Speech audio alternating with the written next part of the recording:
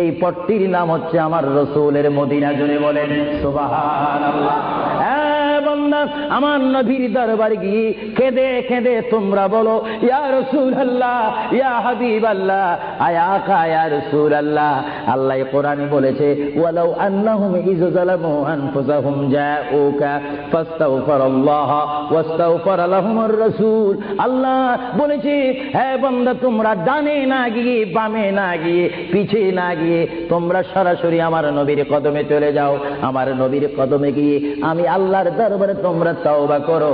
তওবা করতে করতে তোমাদের চোখের পানি যখন বাইর হয়ে যাবে, আর ওই মুহূর্তে যদি আমার বন্ধু যদি তোমাদের জন্য আমার দরবারে সুপারিশ করে, আমি আল্লাহ তোমাদেরকে ওয়াদা দিয়ে দিলাম, গ্যারান্টি দিয়ে দিলাম, আমার রাসূল যদি তোমাদের জন্য আমার দরবারে সুপারিশ করে, সঙ্গে সঙ্গে বান্দা তোমার অতীতের জীবনের কবিরা